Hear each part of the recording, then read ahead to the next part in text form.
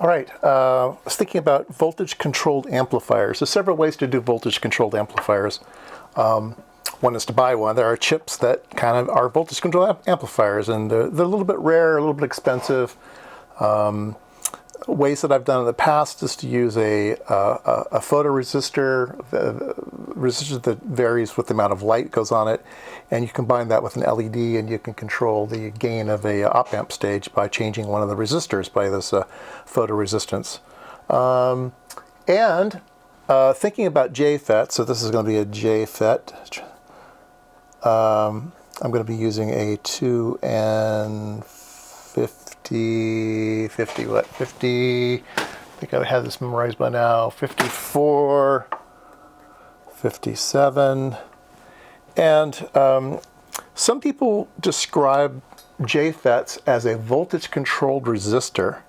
So you can see here that these two resistors would create a divider, and so we can lower the gain of the stage. We can't increase the gain, but we can lower the gain, so we can make this gain of 1, gain of 0.8, 0.6, 0.5, right, by increasing or decreasing the resistance of the JFET.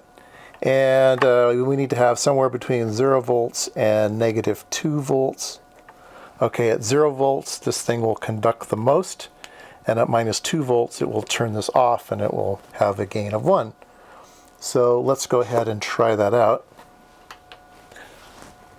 All right, this is our circuit here. This is the JFET, and we will be sending a signal through. So here is our signal, 1 kilohertz signal, looks like a sine wave. And then below, I am going to change the bias on the JFET. So it's at -2 volts right now, so it is off, so it's transmitting as much as it can. And so I'm going to change the voltage, and we can see it's starting to come down. So, if this was 100% gain, this is about 80%, 60%, 40%, and about 20%. So we have a range of about 20% to 100%. So that's pretty cool. Now, looking at the waveform, I wasn't convinced that it was actually a perfect sine wave, though. It looked like it might be distorting the signal. So let's take a look at here. I've got a total harmonic distortion analysis. So right now, with the signal going straight through, we have zero total harmonic distortion. And oops, there we go. So let's go down here to 80% gain, and we're up to 5.9% distortion. So yeah, it's adding distortion. And I'll go down to 60%, about there, 7.5%. I'll go down to 40%, 4.6%, and I'll go down to 20, about a 20%, and it's getting better. 1.3% distortion. So anyway, something to be wary of if you're going to use this in an audio circuit. It's not going to preserve the fidelity very well. It's going to add a bunch of distortion.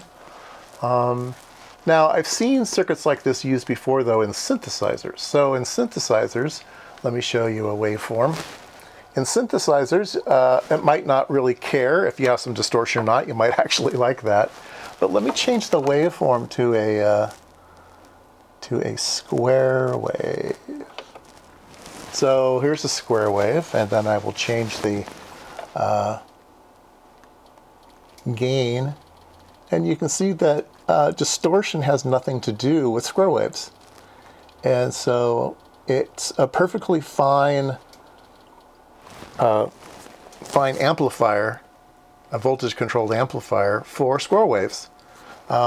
It's not linear with voltage, though, okay? Not exactly linear with voltage, but it is able to do its job. And if you use this type of circuit in something like a synthesizer, a lot of times you'll have an envelope generator. And so you'll have maybe a sawtooth wave as the envelope generator, and you'll have a sine wave go through, and then you will modulate the amplitude with a sawtooth or a triangle, or you can modify it with a decay. So it'll be bing, right? So more like plucking a string of a musical instrument. It'll be high in amplitude and then trail off with exponential.